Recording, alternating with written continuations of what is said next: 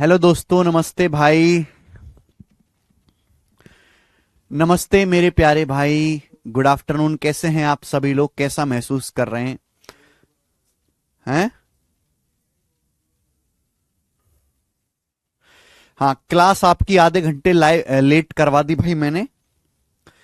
आज मेरे सिर में बहुत दर्द हो रहा था, उस वजह से जो आपकी 4 बजे की क्लास है वो मैंने 4:30 बजे शेड्यूल करवा दी थी। ठीक है ना? क्लास का टाइम आपका 4 बजे है, पर मैं अभी 4:30 बजे लाइव आया हूं। ओके, चलिए शुरू करते हैं स्टूडेंट्स आज की पढ़ाई।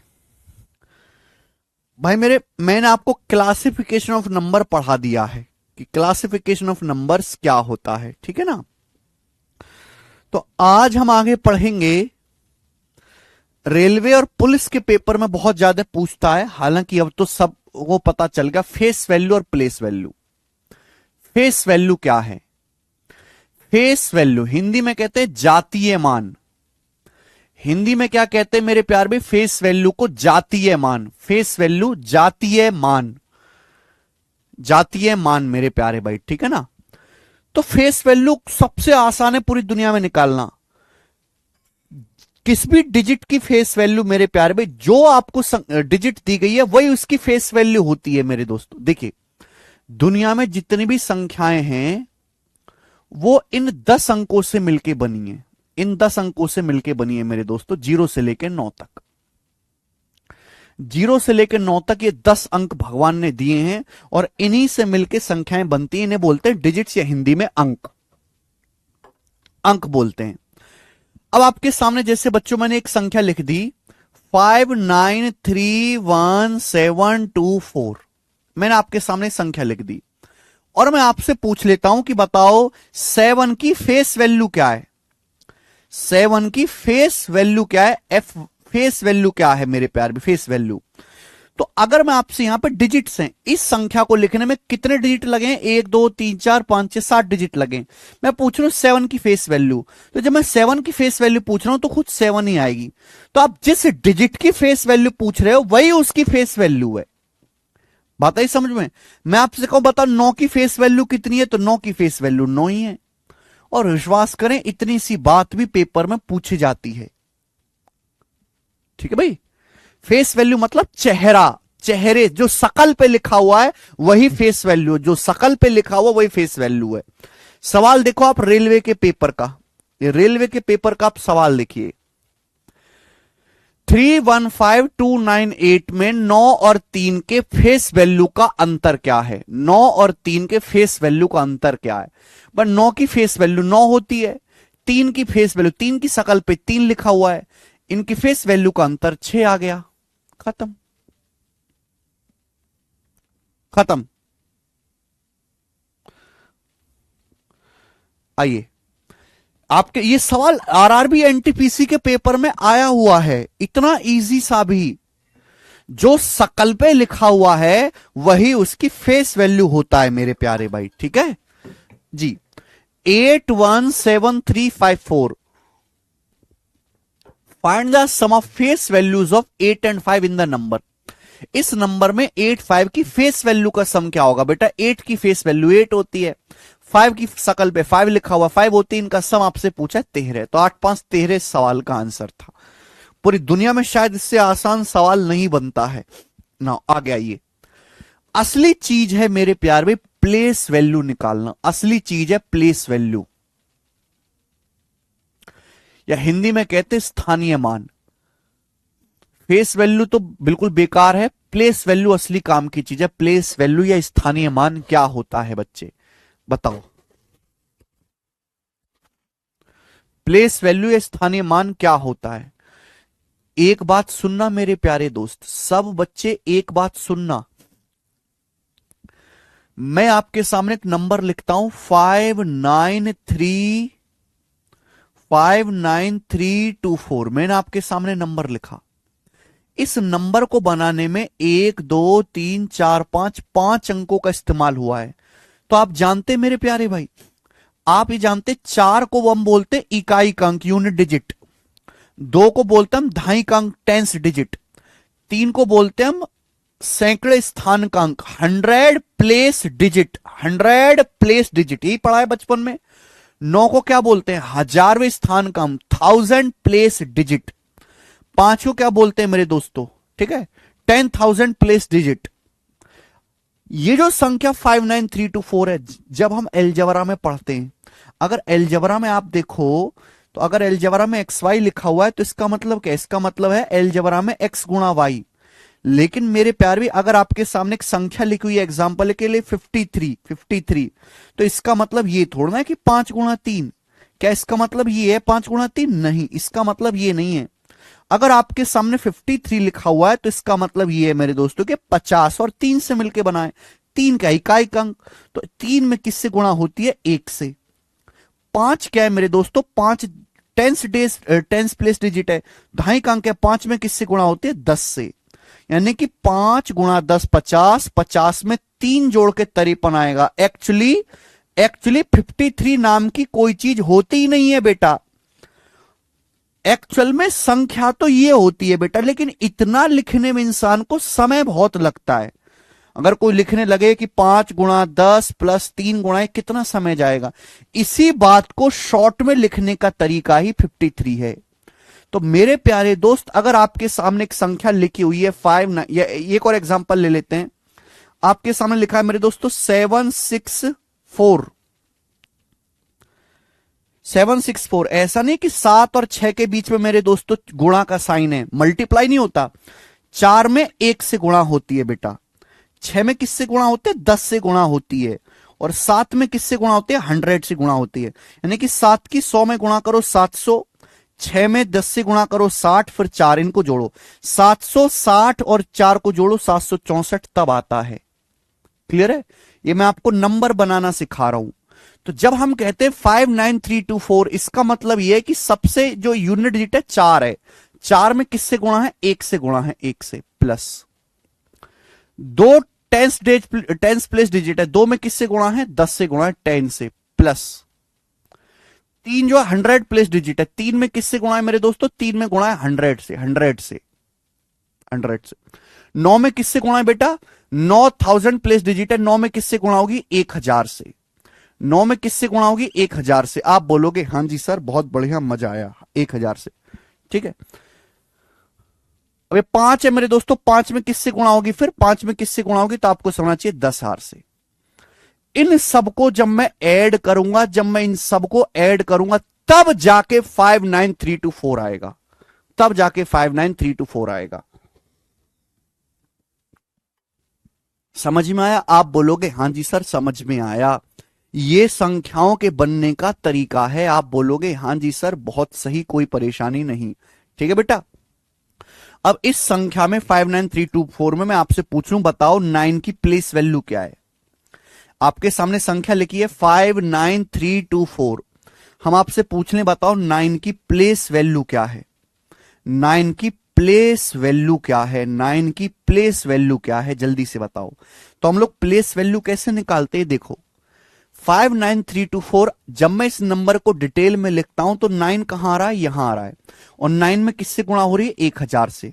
9 में किससे गुणा हो रही है बेटा, 9 में किससे गुणा हो रही है, 1000 से। तो 9 की 1000 में गुणा करेंगे, 9 की 1000 में गुणा करेंगे 9000, तो 9 की जो प्लेस वैल्यू है वो 9000 है, 9000। क्लियर है? यानी कि अगर आपको प्लेस वैल्यू निकालना है, प्लेस वैल्यू, तो ध्यान रखिएगा, आपसे 9 की प्लेस वैल्यू पूछे तो 9 रखिए, 9 लिखिए, और आगे 3 अंक है, इन सबको 00 बना दीजिए, इन सबको 00 बना दीजिए, इन सबको 00 बना दीजिए। बात समझ में आई? आप बोलोगे हां जी सर समझ में आ गई, ठीक है। ये तो ट्रिक है, लेकिन बेसिक क्या है, ये है बेटा बेसिक, कि भैया 9 की प्लेस वैल्यू 9 कहां आ रहा है, यहां आ रहा है। 9 में किससे गुणा हो रही है, 1000 से, तो 9000 जो है वो 9 की प्लेस वैल्यू है, प्लेस वैल्यू, ठीक है। अब मैं आपसे एक सवाल पूछ लूं कि ये संख्या ले लीजिए, सपोज आप ये संख्या ले लीजिए 87134265, आपके सामने मैंने संख्या लिख दी, ठीक है। मैं आपसे पूछूं बताओ इसमें 7 की प्लेस वैल्यू क्या है, इस संख्या में 7 की प्लेस वैल्यू क्या है, 7 की प्लेस वैल्यू क्या है। तो 7 कहां आ रहा है बेटा, 7 यहां आ रहा है, ये 7 है। तो 7 के आगे जितने भी अंक लिखे हुए हैं, 1 2 3 4 5 6, 6 अंक लिखे हुए हैं। 7 के आगे जितने भी अंक लिखे हुए हैं मेरे प्यारे भाई, पहला दूसरा तीसरा चौथा, सभी को 0 बना दो। 1 2 3 4 5 6, ये 7 की प्लेस वैल्यू है, ये 7 की प्लेस वैल्यू आ गई, ठीक है ना। अब मेरे प्यारे बच्चों, इस बात ध्यान रखिएगा कि कभी कभी ऐसे भी लिख सकता है कि भाई मैंने 7 के आगे कितनी 0 लगाई है, 6 0, 1 2 3 4 5 6, तो मैं इसको ऐसे भी लिख सकता हूं 7 गुणा 10 की पावर 6, ऐसे भी लिख सकते 7 गुणा 10 की पावर 6। ओके, आप बोलोगे जी सर बहुत बढ़िया, ठीक है। सवाल देखिए, जैसे सवाल नंबर 3,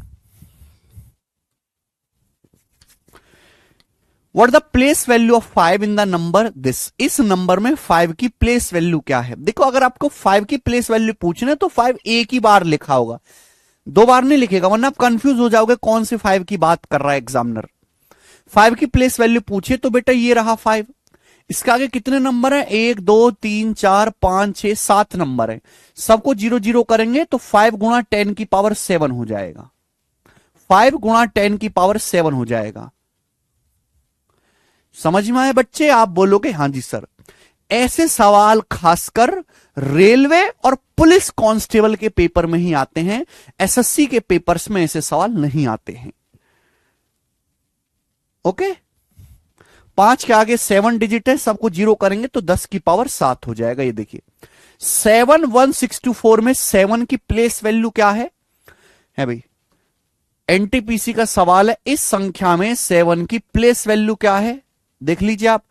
तो आप कहोगे सर ये 7 है, 7 के आगे 4 अंक है, चारों को 0 बनाओ तो 7 के आगे 4 0, ए ऑप्शन 70,000 7 की प्लेस वैल्यू है।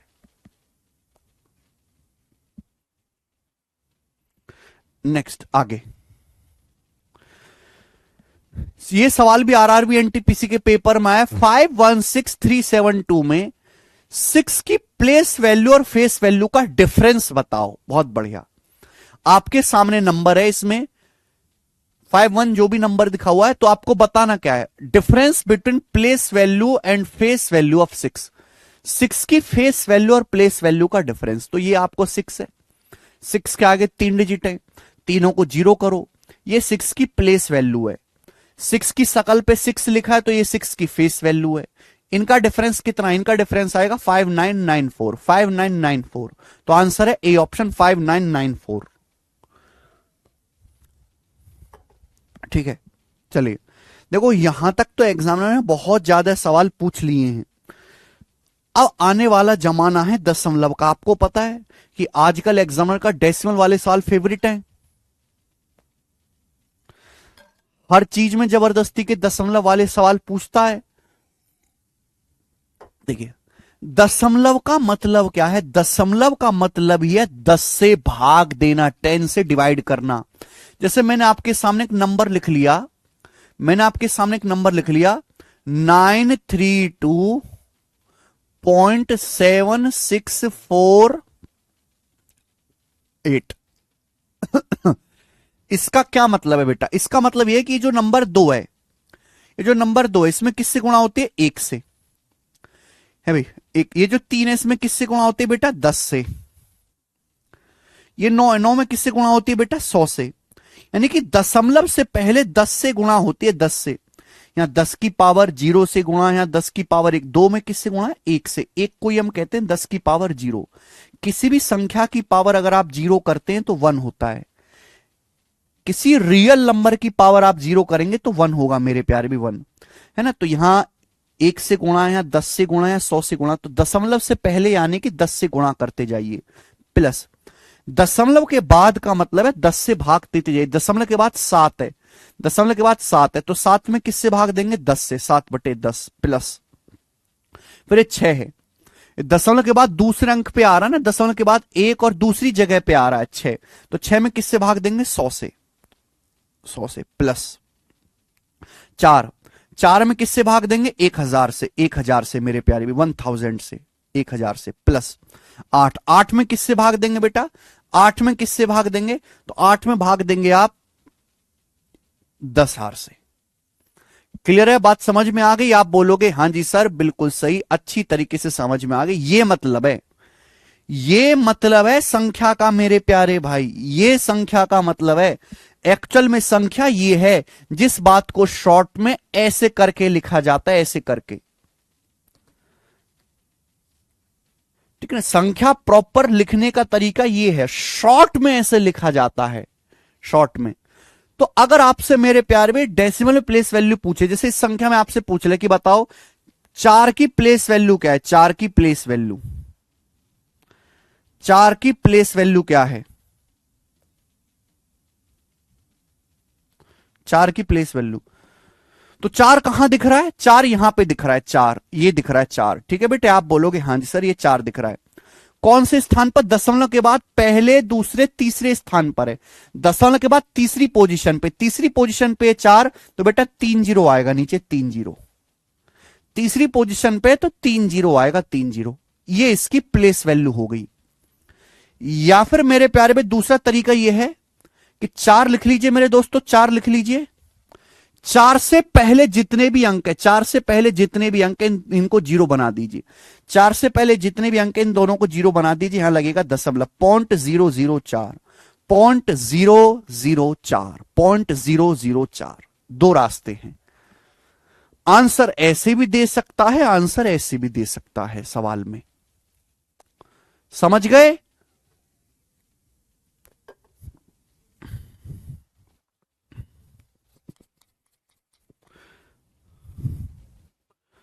मुझे लगता है मेरे भाइयों में से हर एक को यह समझ में आ गया होगा, मुझे बताने की जरूरत नहीं है। आगे चलते हैं अब नेक्स्ट सवालों की तरफ। ये बताइए सवाल नंबर 6, मजा आएगा करके बताओ।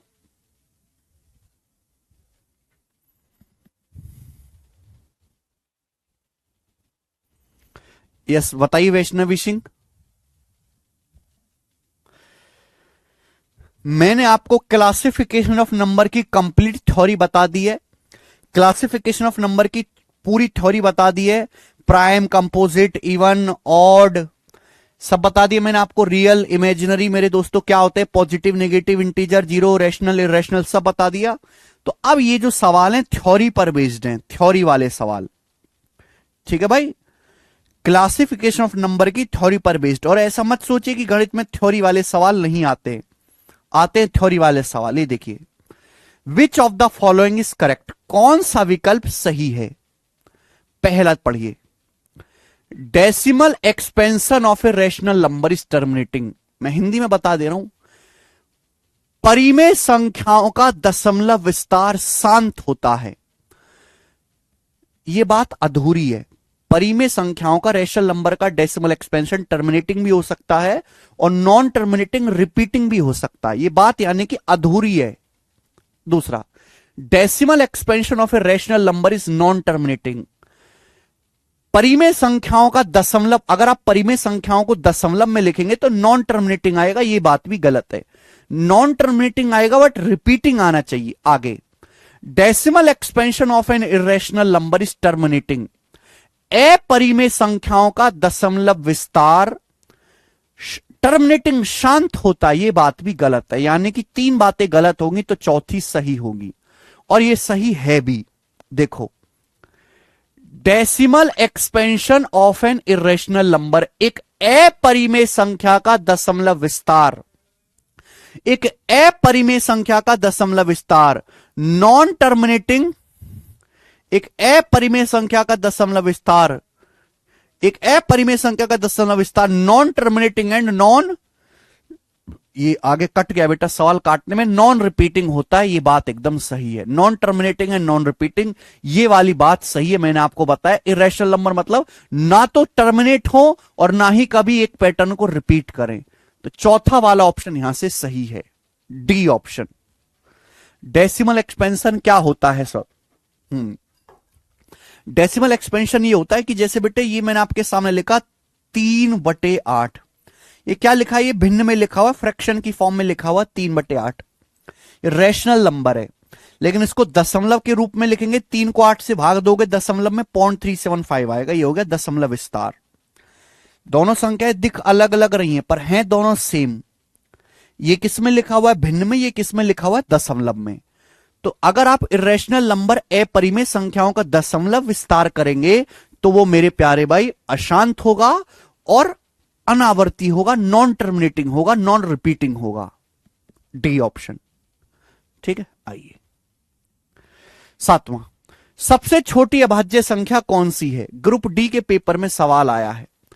स्मॉलेस्ट प्राइम नंबर जो है वो 2 है। 2 सबसे छोटी अभाज्य संख्या 2 है। थ्योरी में सवाल है बेटा, रेलवे में पूछा है।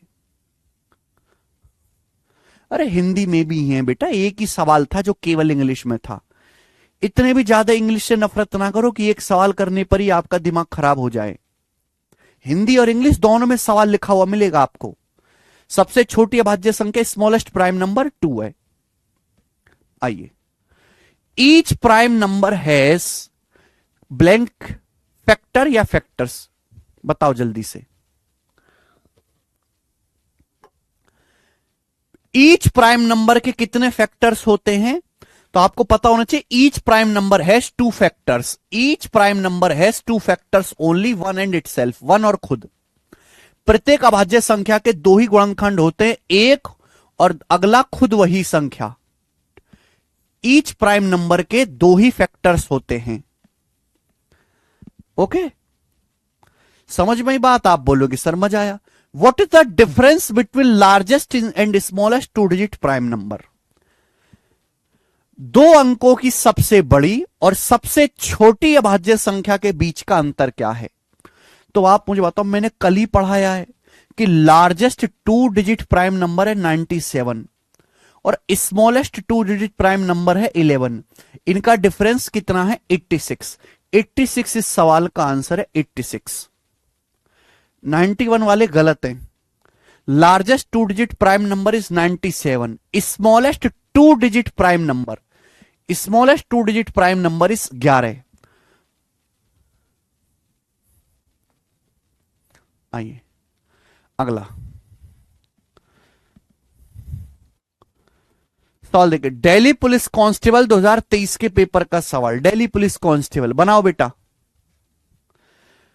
The sum of smallest 3 digit prime number and the largest 3 digit prime number is. 3 अंकों की सबसे छोटी अभाज्य संख्या, यश आकाश, 3 अंकों की सबसे छोटी अभाज्य संख्या और 3 अंकों की सबसे बड़ी अभाज्य संख्या का योग क्या है? तो 3 अंकों का स्मॉलेस्ट प्राइम नंबर है 101। 3 डिजिट लार्जेस्ट प्राइम नंबर मैंने बताया 997। आपसे पूछा इनका सम, तो इनका सम क्या आएगा? 1098। 1098 आ जाएगा, बी ऑप्शन 1098। ऐड करना था मात्र। क्लियर? आप बोलोगे सर मजा आ गया, सर दिल गार्डन गार्डन हो गया, सर गार्डन गार्डन हो गया। ओके,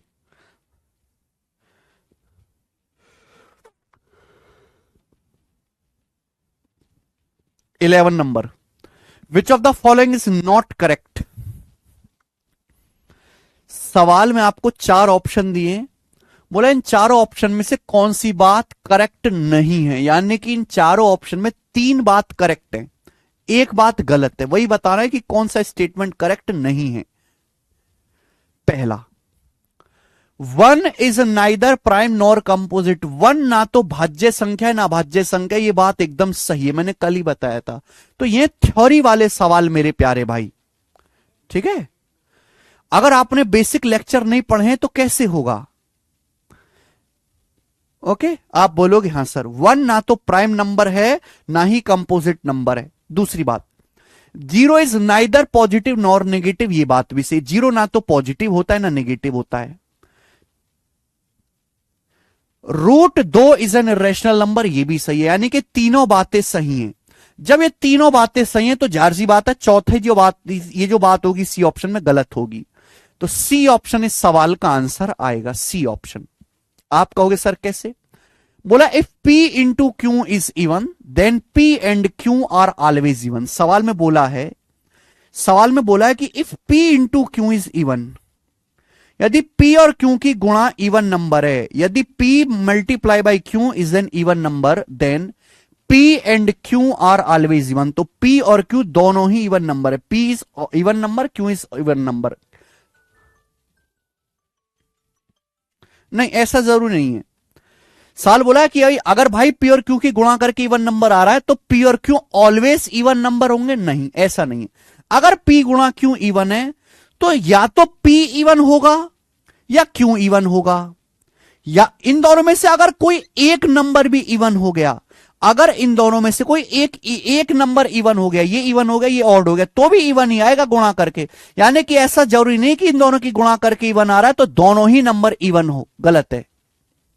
कोई एक नंबर भी इवन हो सकता है, ठीक है। जैसे कि मेरे दोस्तों ये P का मान मैंने 6 ले लिया और Q का मान मैंने 11 ले लिया, तो गुणा करके तो 66 इवन नंबर आ गया कि नहीं आ गया? आ गया ना इवन नंबर।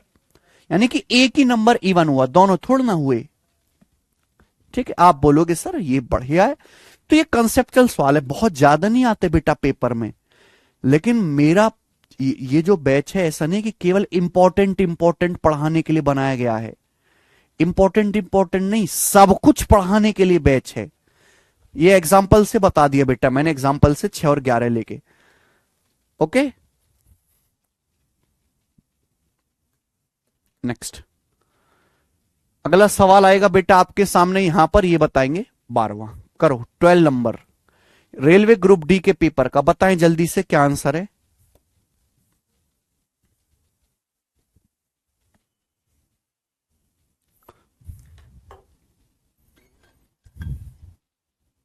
नहीं प्रमोद कुमार जी, यस प्रशांत। राहुल कुमार यादव सर, दो कंपोजिट नंबर है। राहुल कुमार यादव नहीं, दो इज ए प्राइम नंबर, दो प्राइम नंबर है।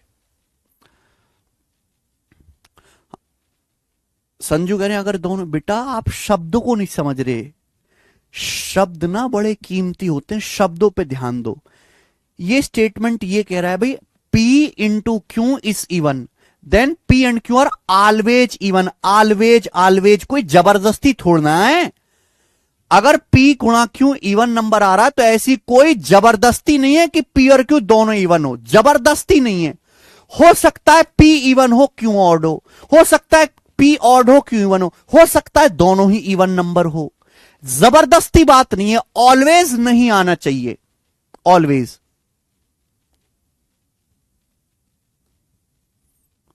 ये तो जबरदस्ती होगी कि भाई दो संख्याओं की गुणा करके इवन आ रहा है तो दोनों हमेशा इवन होंगे, गलत है। शब्दों को बड़े प्यार से पढ़ा करो, बड़े प्यार से। Which of the following statements is not correct. ये देखिए ये सवाल रेलवे ग्रुप डी के पेपर में आया है। यहां पर भी बेटा 3 ऑप्शंस सही हैं, एक गलत है, वही देखना है। बड़ा कर दूं मैं सवाल को? सवाल नहीं दिख रहा आपको, मैं बड़ा कर देता हूं। ये देखिए खूब बड़ा बड़ा दिख रहा है आपको। कौन सा सही नहीं? पहला देखिए, there are only 4 single digit prime number. केवल 4 एक अंक के प्राइम नंबर हैं। तो बेटा प्राइम नंबर एक अंक के 2 होता है, 3 होता है, 5 होता है, 7 होता है, फिर अगला 11 आता है। यानी कि बिल्कुल सही कह रहा है। सिंगल डिजिट प्राइम नंबर केवल 4 हैं। सिंगल डिजिट यानी कि एक अंकों से बने प्राइम नंबर केवल 4 हैं, 2, 3, 5, 7। बात ठीक है, अच्छा लॉजिक है। आगे, there are infinitely many prime number. दुनिया में अनंत अभाज्य संख्याएं। बेटा जब संख्याओं का ही कोई अंत नहीं है, हमें नहीं पता संख्या कहां से शुरू होती है कहां पे खत्म होते हैं, जब संख्याओं का ही अंत नहीं है तो बेटा प्राइम नंबर भी अनंत होंगे। ये भी बात सही, प्राइम नंबर भी इनफाइनाइट हो, इनफाइनाइट प्राइम नंबर है। दो आंसर नहीं है बेटा इस सवाल का। अनंत संख्याएं हैं, अनंत प्राइम नंबर हैं, अनंत इवन नंबर हैं, अनंत ऑड नंबर हैं। आगे देखिए तीसरा, a prime number has only 2 factors. ये बात भी सही, प्राइम नंबर के केवल 2 फैक्टर्स होते हैं। चौथा, all prime numbers are odd. सभी अभाज्य संख्याएं विषम होती हैं। ये वाला गलत हो गया, चौथा गलत हो गया। क्यों? हां सभी प्राइम नंबर ऑड होते हैं सिवाय 2 को छोड़ के। 2 हमेशा फंस जाता। 2 के बाद जितने भी प्राइम नंबर आएंगे 2, 3, 5, 7, 11, 13 सब ऑड होंगे, लेकिन 2 ऐसा प्राइम नंबर है जो इवन है। तो इसलिए चौथे स्टेटमेंट यहां से रॉन्ग हो गया। बताओ मजा आ रहा है कि नहीं? कितने बच्चों को मजा आ रहा है सवाल करने में? इसलिए इसका ऑप्शन नंबर बी सही है। ठीक है, चौथा स्टेटमेंट इनकरेक्ट है। सर ऑप्शन वन कैसे? There are only 4 single digit prime number. एक अंकों की केवल 4 प्राइम नंबर होते हैं। तो बेटा है ही तो सही, 2 3 5 7 ये एक अंक है, ये चारों के चारों प्राइम है, बस यही होते हैं 2 3 5 7।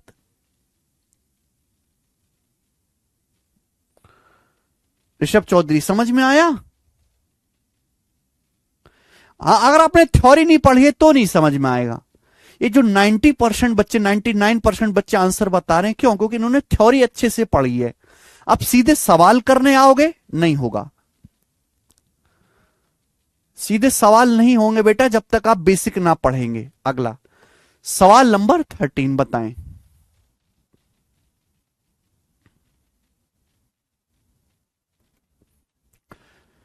Consider the following statement and decide which of them is correct. दोनों स्टेटमेंट पे विचार करो, बताओ कौन सा करेक्ट है। जल्दी से विचार करके बताओ।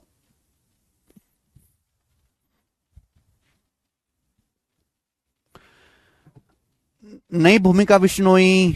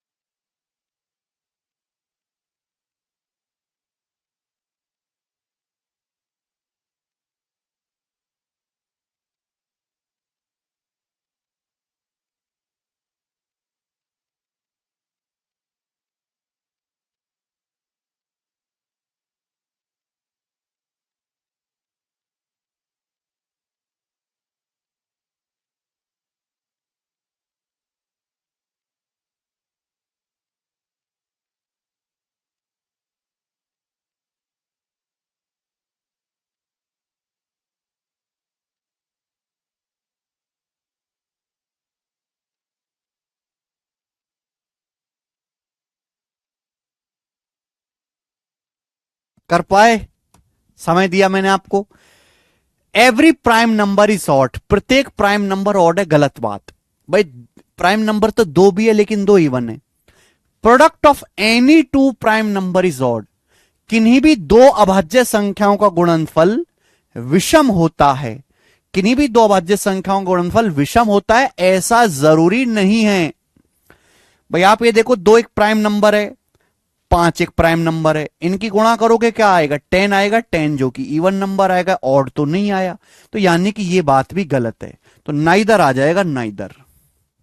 नाइदर कोई भी सही नहीं है। आगे आइए, सवाल है स्टूडेंट आपके सामने यहां पर 14। सवाल बोला यदि ए और बी प्राइम नंबर्स हैं तो कौन सा ए और बी का सम नहीं हो सकता? ये बताओ। यदि ए और बी दो प्राइम नंबर्स हैं तो कौन सा ए और बी का योग नहीं हो सकता? ए और बी अलग अलग प्राइम नंबर हैं। भाई बहुत गजब का सवाल है, बहुत लॉजिकल। सोचो जरा, यह सवाल सीएचएसएल के पेपर में आया 2022 में।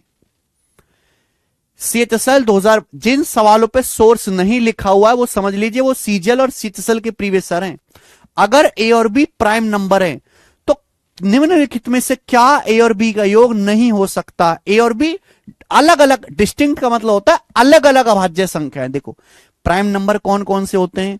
2, 3, 5, 7, 11, 13, ये सब आपके प्राइम नंबर होते हैं।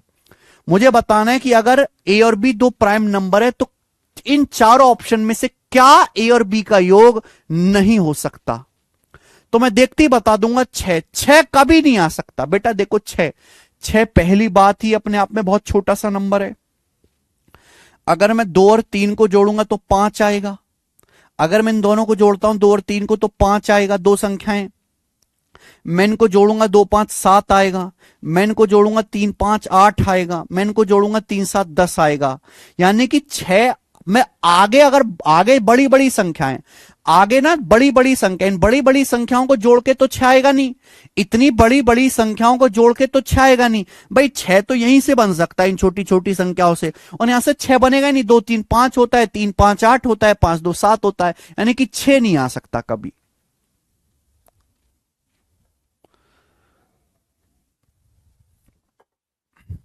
आगे चेक नहीं करूंगा मैं। अरे वीरेंद्र मीना इतने कमेंट मत करा करो, तुम्हारे चक्कर में और बच्चों के कमेंट छुप जाते हैं। बच्चा कह रहा सर 14 भी नहीं आ सकता। क्यों नहीं आ सकता? 14, 11, 3 को जोड़ के नहीं आ गया 14। 11, 3 प्राइम नंबर है। 6 नहीं आने वाला कभी भी। लॉजिकली सोचना है मेरे दोस्त, लॉजिकली। 11, 3 को जोड़ के क्या 14 नहीं आ जाएगा?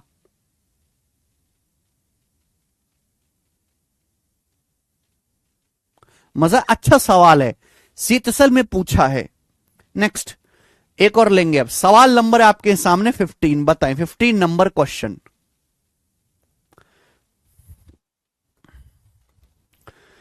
If n is a natural number then root n is. सवाल में बोला है यदि n एक प्राकृतिक संख्या है तो रूट n क्या है? नेचुरल नंबर आप जानते, पॉजिटिव इंटीजर्स, धनात्मक पूर्णांक। n एक नेचुरल नंबर है, इसका मतलब n का जो मान है वो 1, 2, 3, 4, 5, 6 ये सब नेचुरल नंबर होते हैं। कुछ भी हो सकता है अनंत तक। 1, 2, 3, 4, 5, 6, 7, 8, 9, 10, 11, 12 कुछ भी हो सकता है इनफाइनाइट तक। तो आपसे पूछा रूट n क्या होगा? रूट n क्या होगा? अगर n एक नेचुरल नंबर है तो रूट n, पहला विकल्प देखिए, always a natural number. Always a natural number गलत, ऐसा जरूरी नहीं है, ऐसा जरूरी नहीं है भाई। अगर सपोज आपने n का मान 2 ले लिया, n का मान 2 ले लिया तो ये रूट n क्या आ जाएगा? रूट 2 आ जाएगा। अब 2 का अंडर रूट तो नेचुरल नंबर नहीं होता ना, 2 का अंडर रूट तो इरेशनल आता है, अपरी में, अपरी में आता है 2 का अंडर रूट, तो यानी कि ये बात गलत हो जाएगी। आगे यहां पे ऑलवेज शब्द लगा हुआ, इस ऑलवेज पे ध्यान दीजिए। सवाल में बोला है अगर n एक नेचुरल नंबर है तो n का अंडर रूट हमेशा एक रैशनल नंबर आएगा, ऑलवेज ए रैशनल नंबर। ये बात भी गलत है भाई। सपोज आपने n का मान 2 ही ले लिया तो 2 का अंडर रूट तो मेरे दोस्तों इरेशनल होता है, रैशनल नहीं होता। ये बात गलत है। ये देखिए सवाल क्या है, अगर n एक नेचुरल नंबर है तो रूट n क्या होगा? ऑलवेज n इरेशनल नंबर, हमेशा एक इरेशनल नंबर होगा। नहीं, ऐसा भी जरूरी नहीं है हमेशा इरेशनल नंबर आए, ऐसा जरूरी नहीं है। सपोज आपने n का मान 4 ले लिया, 4, n का मान सपोज आपने 4 ले लिया, 4, तो 4 का अंडर रूट क्या आ जाएगा? 4 का अंडर रूट आ जाएगा 2, और 2 होता है 2/1, 2/1 तो रैशनल हो गया। यानी कि यह भी जरूरी नहीं है, यानी कि यहां पे डी ऑप्शन सही बनता है। अगर n एक नेचुरल नंबर है तो n का अंडर रूट लेने पर एक नेचुरल नंबर भी आ सकता है और एक इरेशनल नंबर भी आ सकता है, तो यहां पे डी ऑप्शन सही है।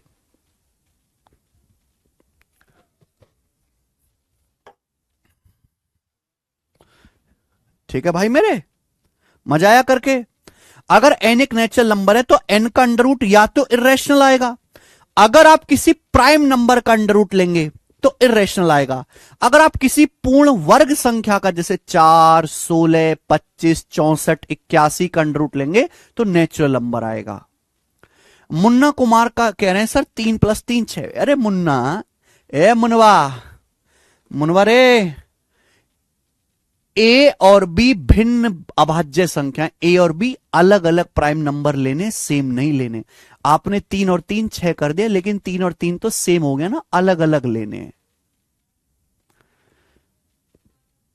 बताओ, मजा आया ना?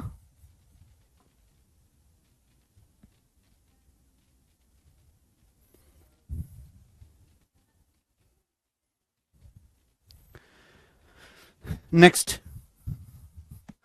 सवाल नंबर देखिएगा बच्चे आप यहां पे अब 16वां सवाल देखेंगे। 16वां,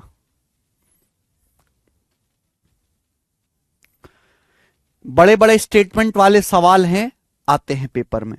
ऐसे स्टेटमेंट वाले सवाल एलसीएम एचसीएफ के चैप्टर में भी आने लगे हैं आजकल।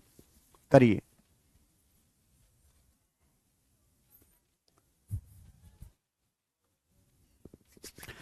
कंसीडर द फॉलोइंग स्टेटमेंट, इन स्टेटमेंट पर विचार करो और in respect of two integer, दो पूर्णांक पी और क्यू के संदर्भ में दोनों एक से बड़े हैं, विच आर रिलेटिवली प्राइम, जो रिलेटिवली प्राइम है। बहुत बढ़िया सवाल देखिएगा, रिलेटिवली प्राइम या को प्राइम एक ही बात है। रिलेटिवली प्राइम या को प्राइम एक ही बात है। रिलेटिवली प्राइम या को प्राइम एक ही बात है, अलग नहीं है बेटा, ध्यान सुनेगा। इन कथनों पर विचार करो, दो पूर्णांक पी और क्यू के संदर्भ में दो कथनों पर विचार करो, दोनों ही पूर्णांक एक से बड़े हैं, जो रिलेटिवली प्राइम हैं। यानी कि मेरे प्यार में पी और क्यू दो पूर्णांक हैं और दोनों आपस में को प्राइम है, रिलेटिवली प्राइम है। को प्राइम या रिलेटिवली प्राइम एक ही बात है। काम मर गया।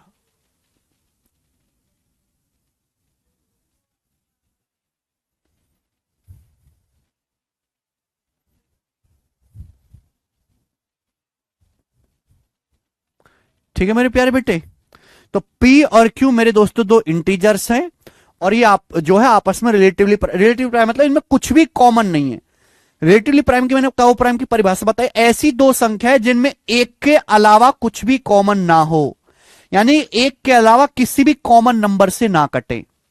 तो पहली बात, बोथ P एंड Q में भी प्राइम नंबर, P और Q दोनों प्राइम नंबर हो सकते हैं, बिल्कुल हो सकते हैं। 5 और 7 ले लीजिए, 5 और 7 दोनों प्राइम नंबर है, 5 और 7 आपस में को प्राइम है। 5 7 में कुछ भी कॉमन नहीं होता, बात सही है।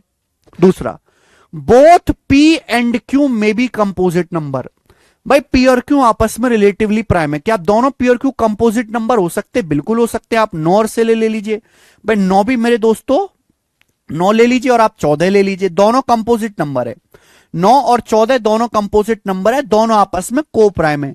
9 और 14 में एक के अलावा कुछ भी कॉमन नहीं है, एक ही वह बड़े से बड़ा नंबर है जो 9 को भी काटता है, 14 को भी डिवाइड करता है। 9 और 14 का एचसीएफ 1 है, हाईएस्ट कॉमन फैक्टर 1 है, ये भी सही है। तीसरा, one of P and Q में भी prime and other composite, P और Q में एक प्राइम और दूसरा कंपोजिट हो सकता है, बिल्कुल हो सकता है। भाई P और Q में हो सकता है एक प्राइम हो एक कंपोजिट। एग्जांपल के लिए देखो, 7 एक प्राइम नंबर है और 12 आपका कंपोजिट नंबर है, और 7 और 12 आपस में रिलेटिवली प्राइम है, को प्राइम है। 7 और 12 आपस में को प्राइम है, तो ये बात भी हो सकती है मेरे प्यारे भाई। तो यहां से तीनों ही कथन सत्य हो सकते हैं।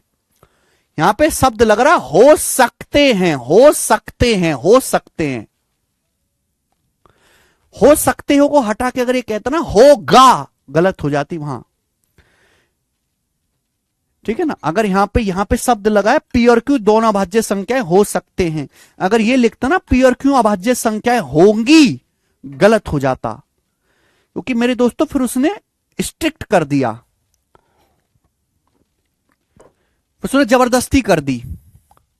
9 और 14 आपस में को प्राइम नंबर हैं, सह अभाज्य संख्या है। 9 भी कंपोजिट नंबर है, 14 भी कंपोजिट नंबर है।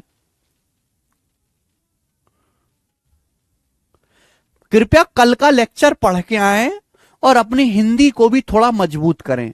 केवल गणित पढ़ के ये सवाल नहीं होने वाले, आपकी हिंदी भी मजबूत होनी चाहिए इन सवाल को करने के लिए। If you are weak in Hindi और Angrezi, then you can't do this सवाल, because you will not understand what this is saying.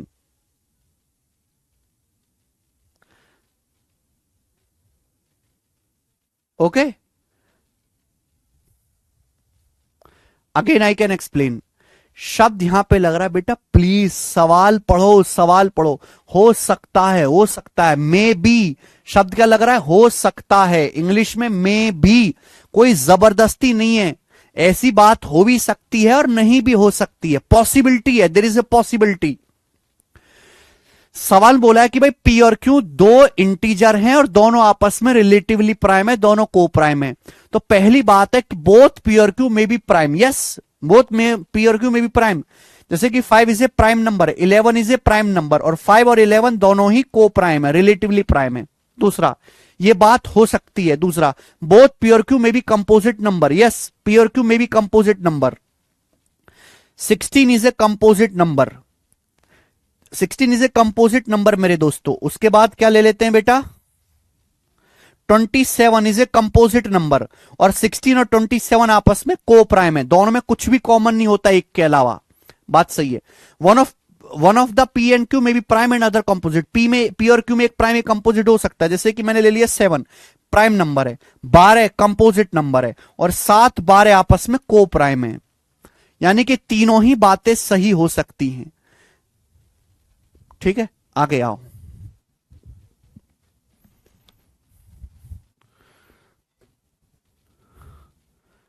17वां, एक और सवाल बताए।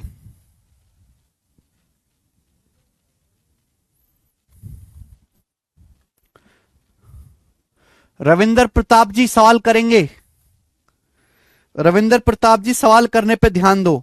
मैं हर एक बच्चे का कमेंट पढ़ता रहूं, इतना फ्री का टाइम नहीं है, इतना फ्री का टाइम नहीं है।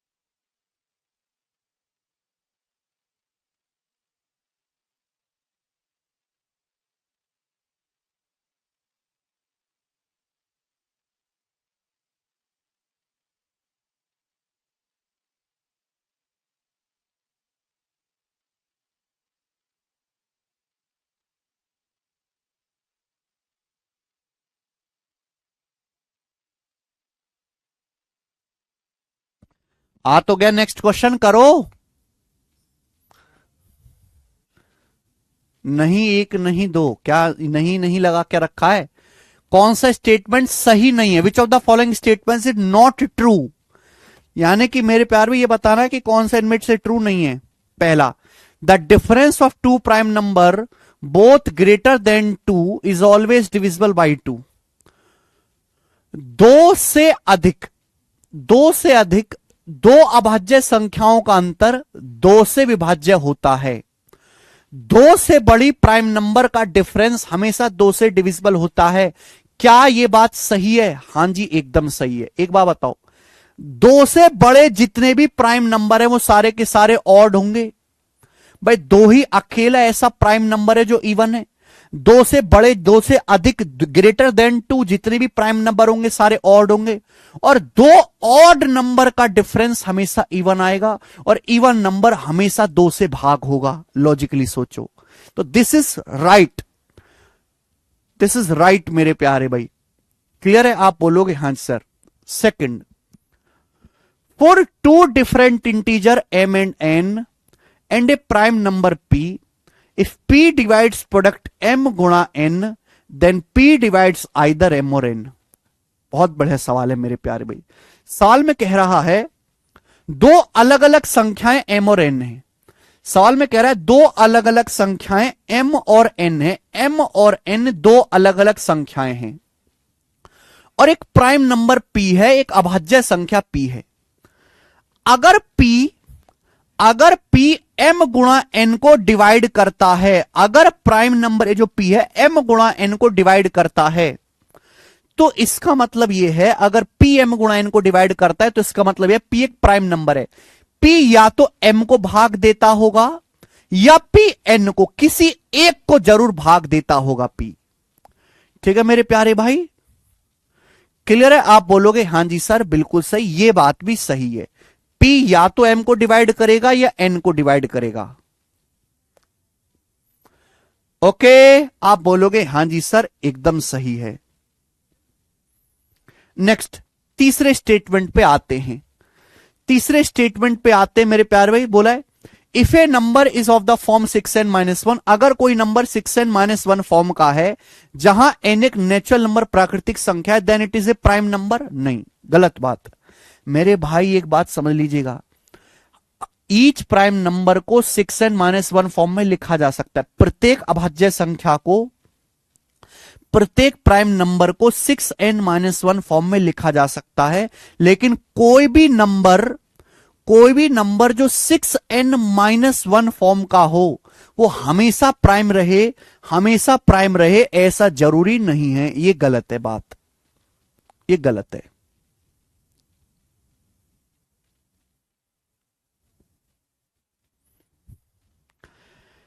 D option, there is only one set of 3 prime number such that there is a gap of 2 between 2 adjacent prime numbers. 3 अभाज्य संख्याओं का केवल एक ही ऐसा समुच्चय है जिसमें 2 निकटवर्ती अभाज्य संख्याओं में 2 का अंतर है। There is only one set, 3 prime number का केवल एक ही सेट ऐसा है, 3, 5, 7 मैंने पढ़ाया था, जिनमें 2-2 का गैप होता है, 3 से 5, 3 से 2 ज्यादा है, 7, 5 से 2 ज्यादा है, तो यह बात भी सही है। यानी कि केवल यहां से सी वाला ऑप्शन गलत है, डी भी सही है। डी स्टेटमेंट इज राइट, केवल एक ही सेट ऐसा है 3 प्राइम नंबर का जिसमें 2 लगातार प्राइम नंबर का डिफरेंस 2 है, 3, 5, 7। इसके अलावा दुनिया में कोई भी ऐसा सेट नहीं है जिसमें 3 लगातार संख्या ऑड भी हो और प्राइम भी हो। 3, 5, 7 ये मैंने पढ़ाया था डिटेल में। There is only one set, लिखा तो है ओनली वन सेट, ओनली लिखा है ना, ओनली, केवल एक ही सेट ऐसा है, ओनली वन, एक के अलावा है ही नहीं।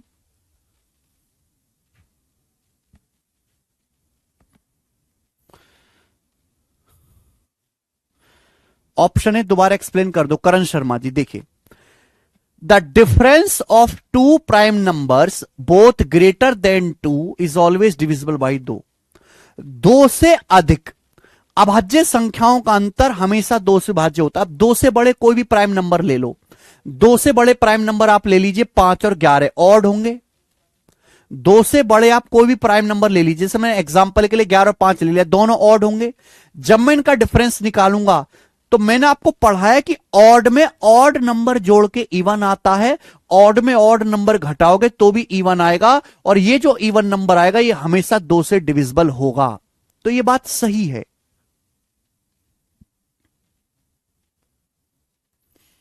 करण शर्मा, आप समझ में आया?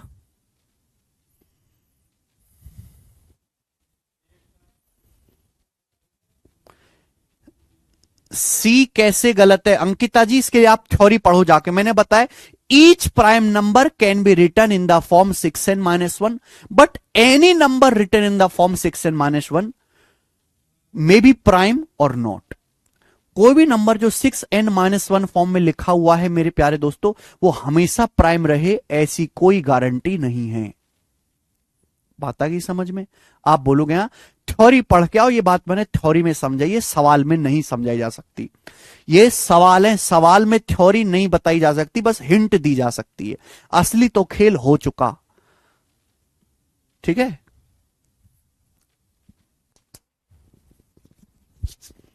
ओके मेरे भाई, तो ये थे आज की क्लास, और मेरे दोस्तों उस पर बेस्ड अच्छे अच्छे सवाल, थ्योरेटिकल सवाल हुए हैं आज की क्लास में सारे के सारे।